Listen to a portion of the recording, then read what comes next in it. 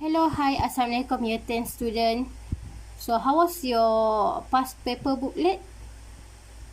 Is it still doing it? Okay, if you have any question, feel free to contact me through WhatsApp. Okay, so during MCO or movement control order, so we keep doing the revision topic by topic. So actually the previous video I already explained to you, or we already revised the first topic, which is motion. Okay, so this week we gonna continue the next subtopic. Okay, so actually in the topic of motion we have speed and acceleration, distance, time graph, velocity, time graph, free fall. Okay, so in the previous video we already I already explained to you the speed and acceleration. Okay, so for this week we're going to continue everything lah: distance, time graph, velocity, time graph, and free fall. Okay, so I think this is this very simple topic, right? So I hope all of you have mastered this question lah. Please can do this question, this type of question, right? Okay, so in IGCSE usually this question, either distance time graph or speed velocity time graph, is the first question in the paper 4.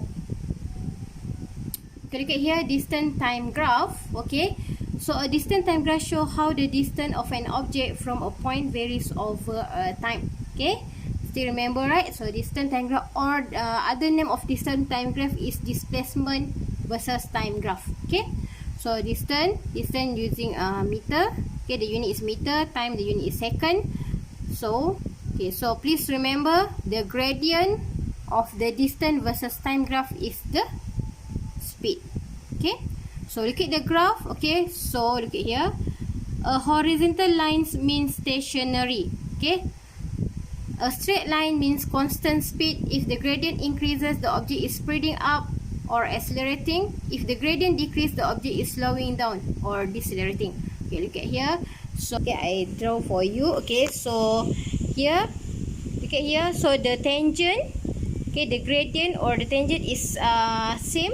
So this is the constant speed. Okay, if horizontal like this, okay, the gradient or the tangent is 0. So this is stationary. Okay, for it means that the no motion lah, stationary, right? Okay, so if the gradient is like this, okay, so the gradient is changing like this, so this one we call it as accelerating, right? So meaning that the motion is speed up. Okay, speeding up. Okay, so if the gradient is like this, okay, so this one we call it decelerate, or the motion is slowing down. Okay, look at here. If the speed of an object changes, it will be accelerating or decelerating. This can be shown as a curved line on a distance versus time graph. Okay, look at here. So okay, the table show what each section of the graph represents. So section A, okay, here A. So the gradient is increasing. So the speed is increasing. If the graph, okay, the curve of the graph is like this. Okay, so this one is increasing. So how about B? So B is straight line like this. Okay, so this one is constant. Okay, because why? Because the gradient is constant. How about C? See, look at here. So the curve is like this. Okay, so C is decreasing. The speed also decreasing because the gradient is decreasing. And how about D? D is the horizontal line. So it's 0. Understand? Or the speed is stationary. Okay, here is the example. Look at there. Look at there. Okay, so figure 1.1 shows the distance time graph for 3 different objects A, B, and C. Describe the motion. Okay, the motion means the speed of each of the object A, B, and C by selecting the appropriate description from the list below. So A, look at A. So the curve like that. So what is the how to describe the motion of A? So the answer is increasing speed. Here A. And B, look at B. How? Okay, this is the straight line. So the B is constant speed. And C, how about C? C is the stationary. Understand? Okay, next, look at the next example. Okay, if you want to copy, you can pause my video and try to do by yourself first. Okay, so next example, look at the figure 1.1 shows a distance time graph for a moving object. Okay, so again, so this is the distance versus time graph. Okay, so A like this, B and C. Okay, so describe describe the speed of the object. If describe, no need to calculate. So A and B. Okay, look at the curve. So what is the answer?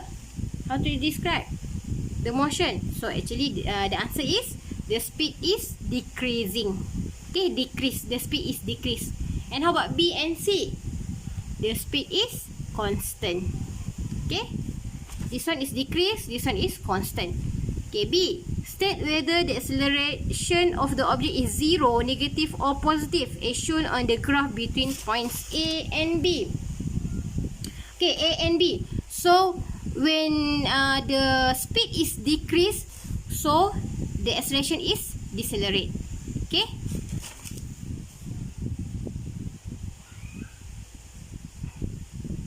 Oh, this one 0, negative or positive. So, the A and B negative lah because it's decelerate. Okay, negative.